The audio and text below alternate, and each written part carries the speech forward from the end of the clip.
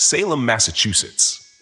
Halloween night always brings a certain magic, but for Lucas, that night brought something much darker. 7 years ago, on a cold Halloween night in Salem, Lucas and his cousin Claire were curled up in the living room, watching horror movies and sipping hot cider. The neighborhood had quieted down, kids had gone home, porch lights were off, and the echo of haunted house soundtracks had finally faded. Outside, a wind stirred the fallen leaves. Inside, the flickering fireplace cast dancing shadows on the walls. Lucas's younger cousin, Sophie, had left her doll face down on the rug. It was one of those creepy, realistic baby dolls with blinking eyes. Claire had hated it from the moment it came into their house. "It's cursed," she said more than once. She even tossed it down the basement stairs a few times. Lucas, ever the skeptic, found her paranoia amusing. Around midnight, a strange sound interrupted the stillness, a rasping, dragging noise, like someone shuffling their feet just outside the window. Lucas looked up. Claire froze mid-type on her laptop. "Did you hear that?" he asked. Claire didn't even look up. Probably the neighbors playing their stupid spooky tape again. But Lucas felt uneasy. He peered through the window. Nothing. Street empty. Porch lights off. Silence. Still the sound came again, closer, louder. A whisper followed. Not just any whisper, it sounded like a child and a woman. A mother and daughter? Lucas felt his skin prickle. He glanced at the doll. It hadn't moved, right? He picked it up. It felt oddly heavy, and its eyes, which had been closed, were now wide open. He turned it over. No batteries. Claire saw the look on his face and whispered, "It's the doll. I told you." Trying to brush it off, Lucas set it down and sat back. But the next noise chilled him, a guttural voice outside, followed by wheezing. Then silence. He stood to check the back door when something caught his eye. The doll had shifted positions. Just slightly, but enough. He picked it up again. It felt heavier. He dropped it. Claire, without hesitation, flung it down the basement stairs and slammed the door shut. Neither of them spoke for a minute. The next morning, the doll was gone. Not in the basement, not in Sophie's room. Weeks passed. No one mentioned it until Lucas saw it again, alone, at the top of the basement stairs, on its side, staring straight at him. This time, he didn't wait. He kicked it down the steps himself and shut the door behind him. That was the last time he saw it. But that night changed something in Lucas. He began to believe, not in ghosts or demons, but in energy, in fear, in the way childhood objects once loved could turn alien under the right light. Years later, he would tell this story to his own daughter, not to scare her, but to teach her something he learned that night. Sometimes the things we dismiss as silly, the things we mock or ignore, are the things we should listen to most. Claire moved across the country. They still talk every October. And every time, one of them brings up the doll, half joking, half waiting. Because deep down, neither of them is quite sure it's really gone. Asheville, North Carolina. Some homes are surrounded by peace and nature. But sometimes, nature doesn't knock. Ben had always loved living on the edge of the Blue Ridge Mountains. His small home outside Asheville was quiet, tucked among tall pine trees and thick woods. He worked remotely as a graphic designer, so solitude wasn't just a preference, it was a lifestyle. His bedroom was on the first floor, and like many who embrace natural light, he never installed blinds on the windows.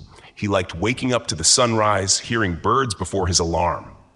It gave him peace, until one particular Saturday night changed all that. It was early spring, still chilly at night. Ben had been up late reading and sipping herbal tea. Around 2:30 a.m., he turned off his reading lamp, pulled the blanket over himself, and let the silence lull him toward sleep. Then, tap. A soft, precise knock. It came from the window right behind his headboard. Ben froze. He tried to rationalize it. A tree branch? But he knew every tree within 15 feet of the house had been trimmed back. He did it himself the previous fall. The sound wasn't a scrape or rustle. It was a single deliberate tap, like a knuckle on glass. He held his breath. Another minute passed. Tap, tap. He turned slowly, just enough to glance over his shoulder. The window was still dark, nothing visible, but he couldn't shake the feeling that someone or something was out there. Maybe it was an animal, he thought. Maybe a raccoon. But raccoons don't knock. Then the third knock came. This time, louder. 3 rhythmic taps. He couldn't pretend anymore. This wasn't a coincidence. Someone was at his window. Ben slid out of bed, moving silently. He crouched below the window line and made his way toward the door, grabbing his phone off the nightstand. He turned off the Wi-Fi and data, just in case someone was trying to use it somehow.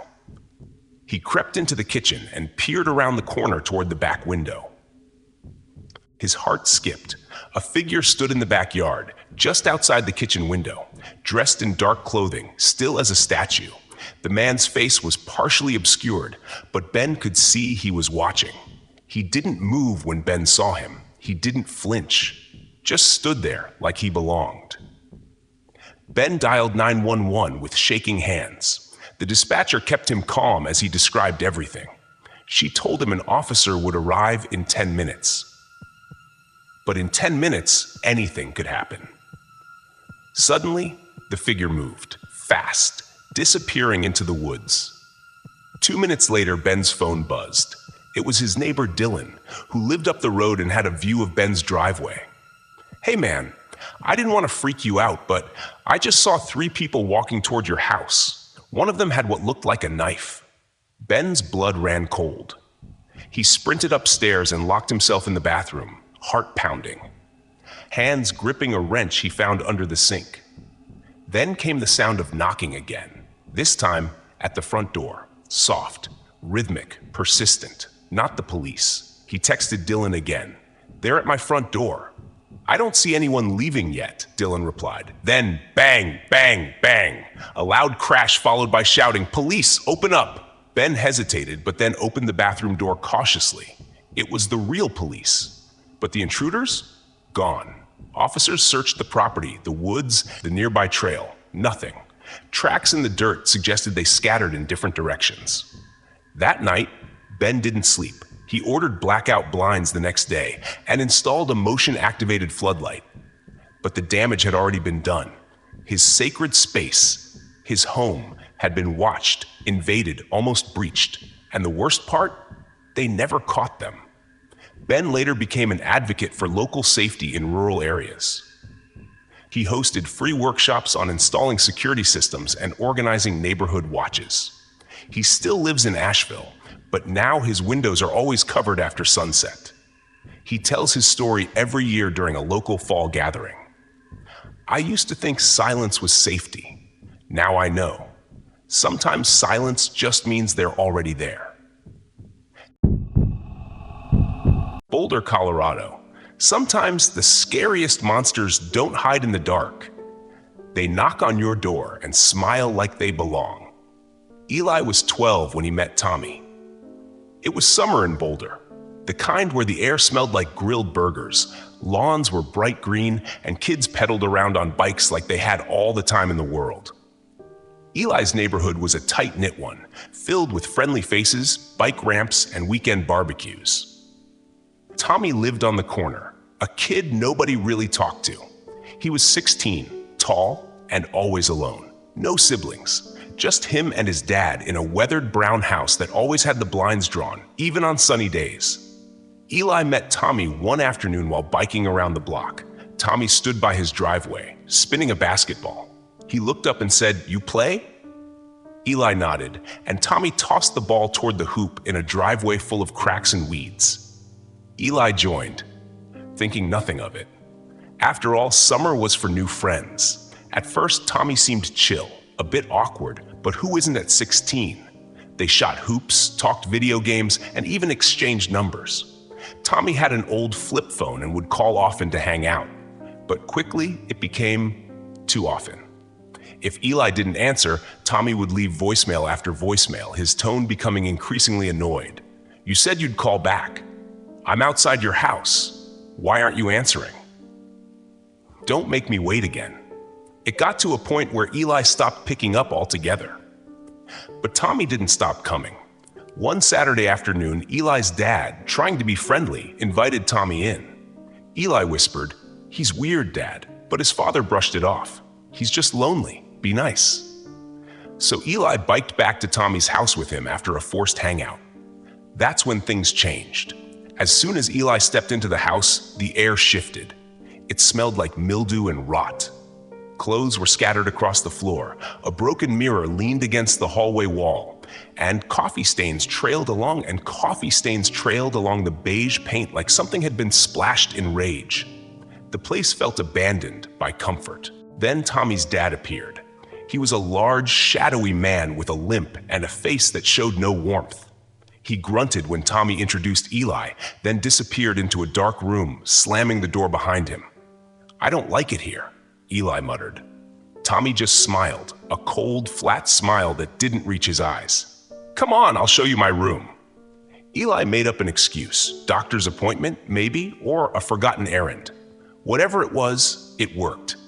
Tommy's smile faded into something darker as Eli backed toward the door. He didn't say goodbye. He ran. Back home, the front door was locked, which was unusual. His dad had left a sticky note on the fridge, "Called into work, be home late, storm warning."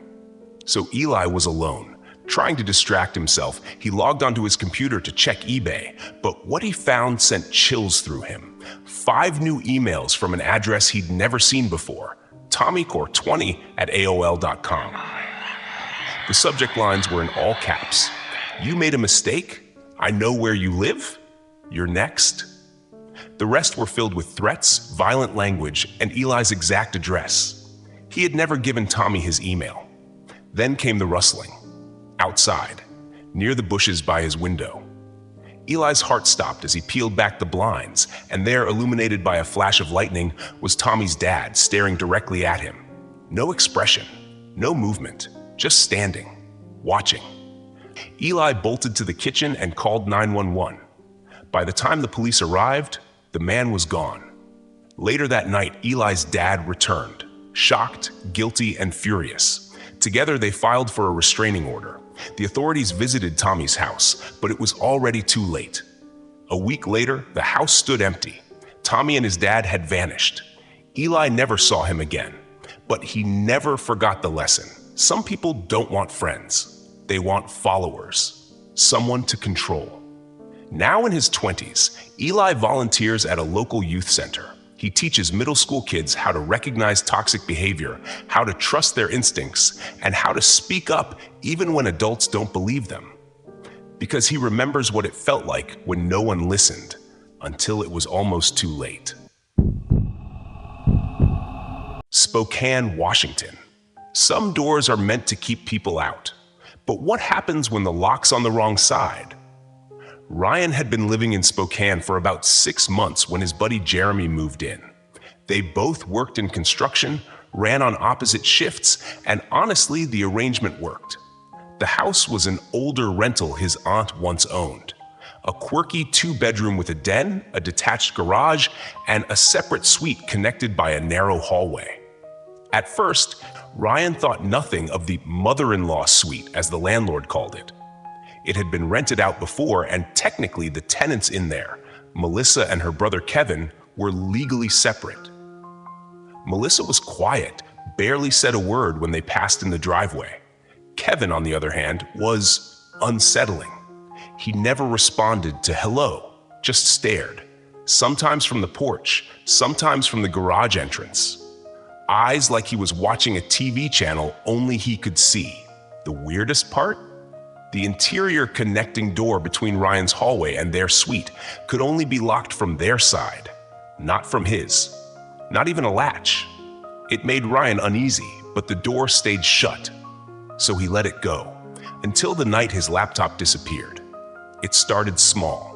Ryan came home one evening to find the fridge cracked open and a 6-pack missing. He thought it was Jeremy, but Jeremy swore up and down he hadn't touched anything. Ryan didn't believe him until he went to his room and realized his $2,000 laptop was gone. Nothing else in the house had been touched. Not the TV, not Jeremy's Xbox, not the safe in the closet. It didn't feel like a break-in.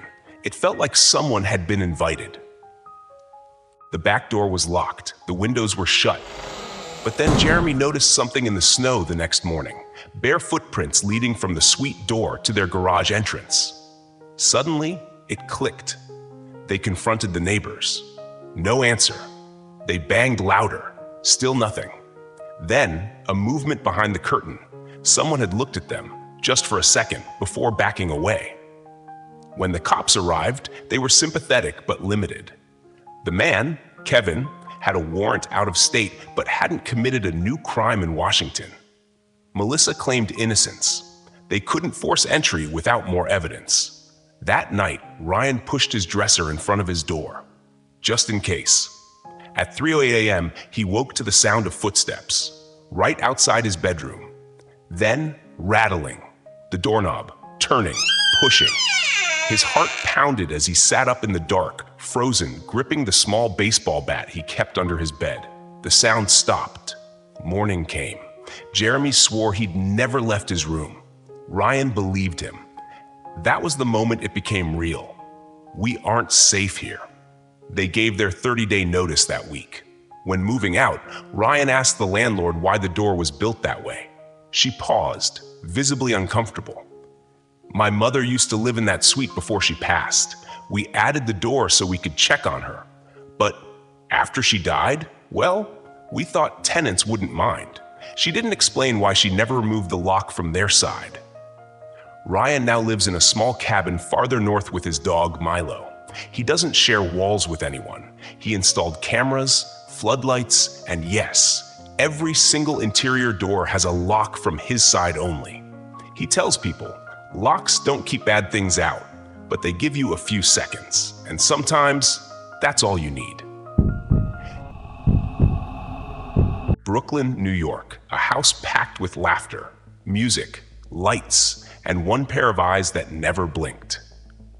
Nina had always loved hosting people. She was that friend, the planner, the playlist curator, the one who had extra solo cups and backup speakers. Her friend Zoe was turning 21, and the party was set to be a full-blown celebration in their shared apartment in Brooklyn. They'd invited friends, friends of friends, and a few strangers who tagged along. Nina didn't mind. It was the city. Crowds came and went. As long as everyone was vibing, she was good. But midway through the night, while laughing in the kitchen over a spilled drink, she caught sight of something, or rather, someone, that made her pause. A man, older than the rest of the crowd, gray hoodie, wrinkled jeans, sitting silently on the edge of the living room couch, nursing a beer he hadn't opened himself. He wasn't talking to anyone. He wasn't dancing. He was just watching. She leaned over to Zoe. Do you know him? Zoe squinted. No idea. Maybe he came with Kyle? They let it go. For a while. As the night stretched on, people danced, drank, and sang over each other. The guy in the hoodie never moved. Nina checked back every so often, and every time, he was still there, like a painting no one had hung up. By 2:30 a.m., the party had thinned out. The music was off, and the few stragglers were dozing on couches or grabbing Ubers. Nina wandered into the living room to make sure everything was shut down. The man was gone. No goodbye, no acknowledgement, just gone. She felt relief, but something didn't sit right. Too tired to clean, she crashed on the couch in the den, wrapped in a blanket. It was quiet, peaceful even, until she got thirsty. She crept upstairs, poured a glass of water, and returned to the dark den. As she sank back into the couch, her eyes adjusted. That's when she saw it. The coat closet, just across from where she lay, was slightly open, just a crack. But enough. She froze. Her heart started to race. The image of the man flashed in her head. The silence, the stare. She told herself it was nothing. Someone probably forgot to shut it all the way. But she couldn't move. Her body stiffened with instinct. And then the door slid open just a little more. Her breath caught in her throat. She didn't scream. She didn't blink. She just waited. When she finally moved, it was fast. She leapt over the couch, bolted up the stairs, and yelled, "Someone's in the closet!" Her friends, half asleep, jumped up in confusion. Nina pointed, her voice shaking. "The guy from earlier. I think he's in there." They hesitated, but the back door in the den suddenly creaked open. They all turned. Footsteps. Someone was running into the alley behind the house. Zoe called the police. Nina sat on the stairs, heart pounding. Her friends checked the closet. It was empty, except for a dusty trench coat and a half-empty bottle of beer. The police arrived within 10 minutes. They took statements. Nothing had been stolen. No forced entry. Just a silent man who shouldn't have been there. They never found him. Months later, Nina still hosted gatherings, but smaller ones. She added a deadbolt to the coat closet, not because she believed it would stop someone like that, but because it gave her peace of mind. What haunted her most wasn't the fact that he'd been there. It was the possibility that he'd been in that closet long before she ever noticed. "You can't always control who enters your home," she said once in an interview for a campus safety article. "But you can listen to that quiet voice inside you, the one that says something's off. It's not paranoia, it's protection." Dallas, Texas. Sometimes danger doesn't shout or chase. Sometimes it smiles, asks for help, and waits for you to step closer. Angela's shift at TJ Maxx had ended late that night, around 11:15 p.m.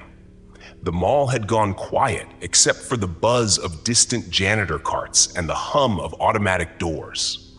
Working part-time while going to community college was tough, but Angela enjoyed the balance, studying during the day, working at night. She wasn't scared of the dark parking lot. It was well lit, and besides, store policy required employees to leave in groups after closing. There was always a security guard standing just by the curb, nodding as each worker made it to their car. That night, Angela waved goodbye to her manager, said night to the guard, and headed for her silver Honda parked a few rows down. As she approached, a dark blue sedan pulled in slowly behind her. She glanced back. Inside were two people, a woman in the driver's seat, maybe mid-40s, and a younger girl in the passenger side, probably a teenager. The window rolled down. "Hey, sweetheart," the woman said, voice quick and sweet. "We're visiting family and ran out of gas. Do you happen to have a few dollars?" Angela smiled politely. "Sorry, I don't carry cash." The woman didn't skip a beat.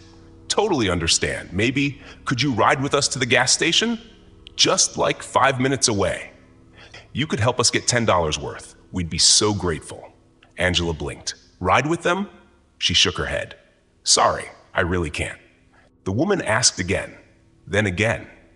Her tone stayed pleasant, but something about it felt forced, practiced, like she'd said this 100 times.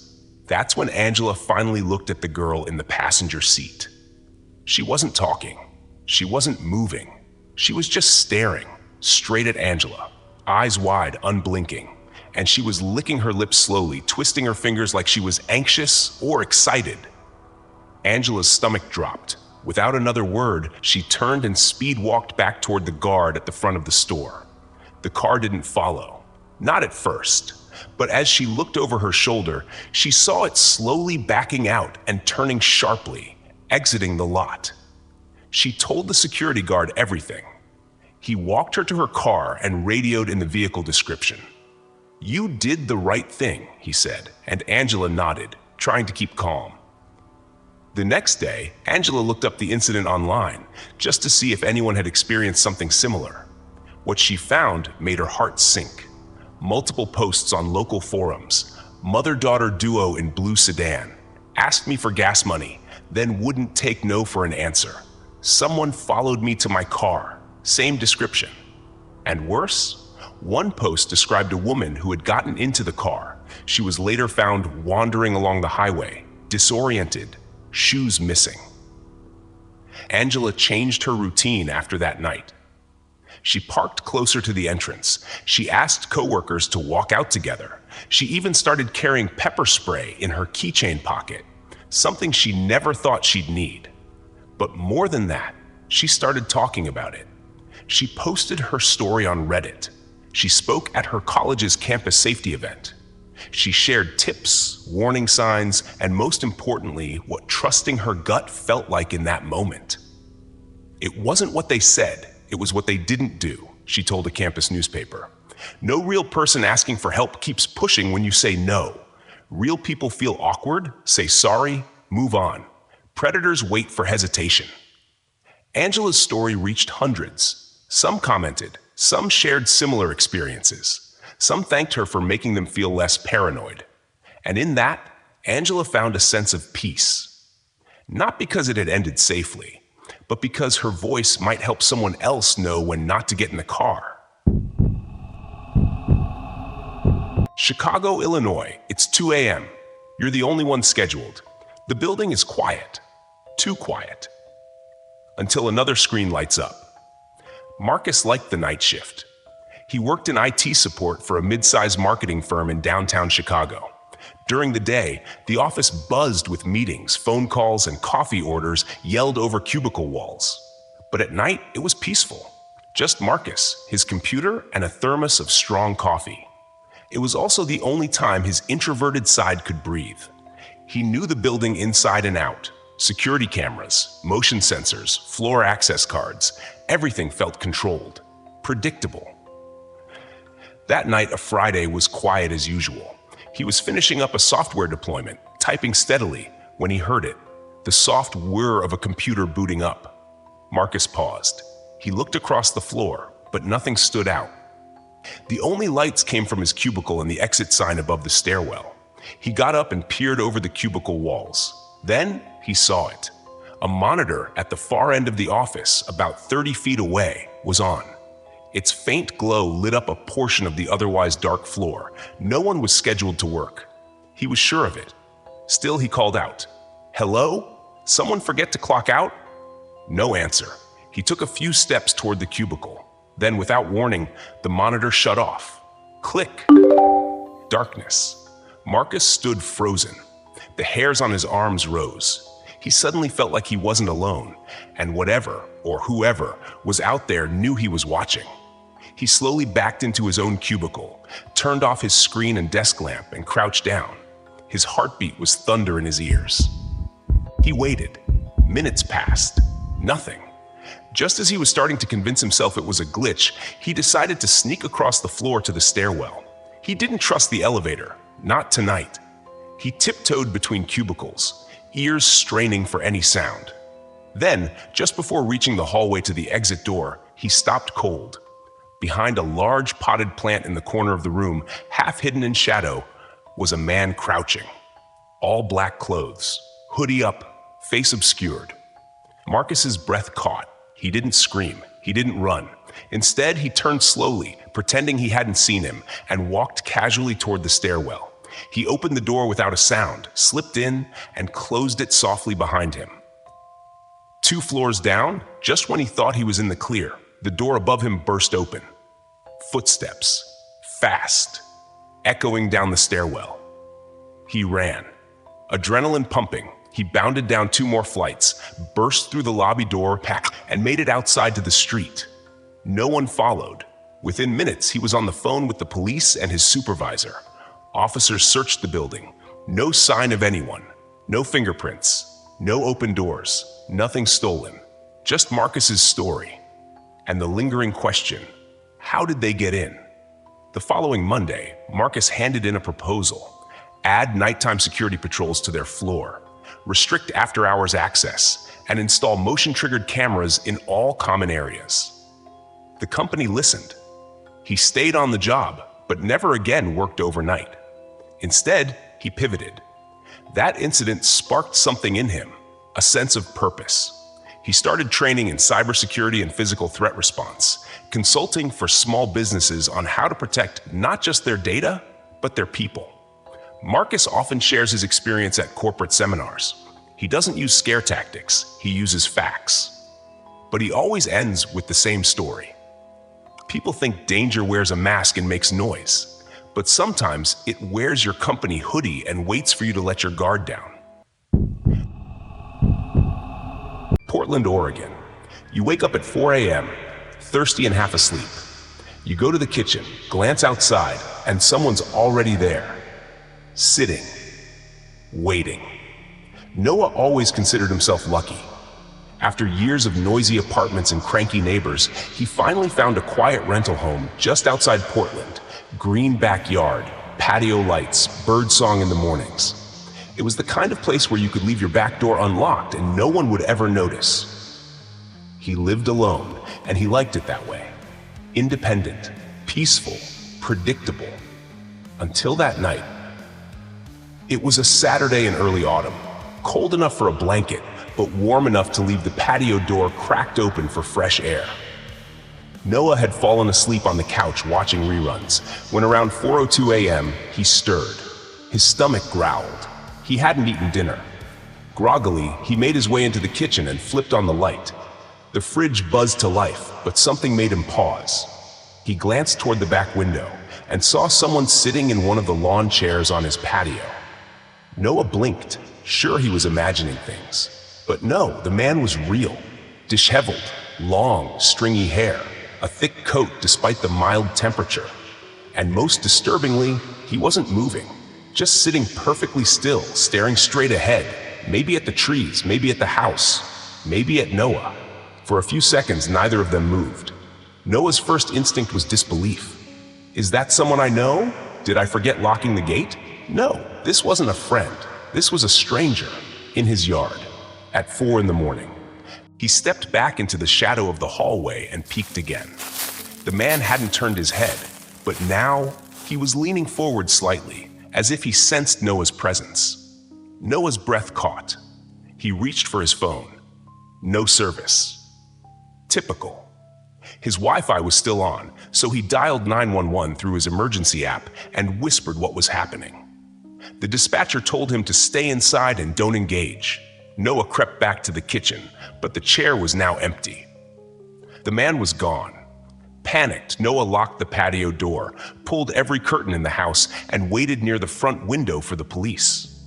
They arrived within minutes. A quick perimeter check found nothing, until one officer spotted bare footprints in the morning dew, leading up to the back fence and out. Probably a drifter, they said. Not uncommon in this area. Noah nodded, but he wasn't convinced. Something about the man's posture, his stillness, it wasn't random. It was intentional. Over the next few weeks, Noah installed security cameras, motion lights, even adopted a rescue dog named Juno.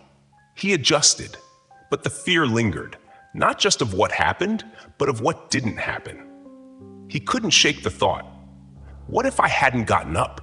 What if I'd left the door unlocked? What if he was waiting for me to come outside? Months later, while reviewing his camera footage from that week, mostly out of boredom, he noticed something chilling. At 3:47 a.m., roughly 15 minutes before he woke up, the camera caught the man walking slowly across the yard, but not entering, not knocking, just waiting. Noah eventually moved in with his partner across town. They joke about how Juno still growls at trees. But sometimes, when he hears rustling outside at night, Noah stands at the window for a moment longer than he should.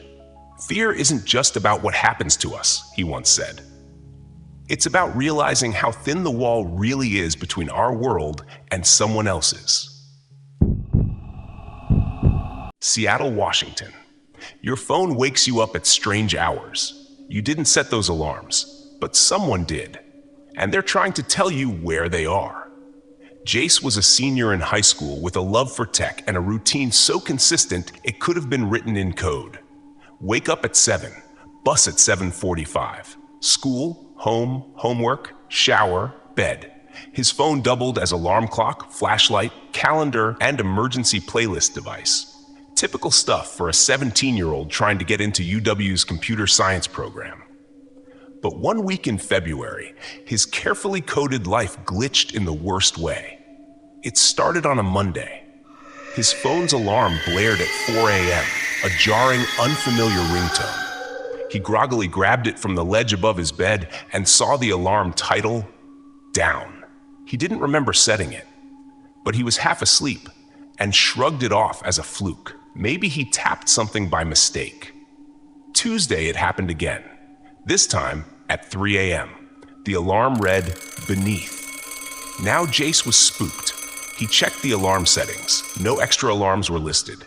He even reset his phone entirely, thinking it was some weird iOS glitch. He told his dad, who said maybe it was a prank from his little brother. But Jace didn't buy it. By Wednesday night, he was on edge. Before bed, he set one alarm for 7 a.m. and locked his phone with a new passcode.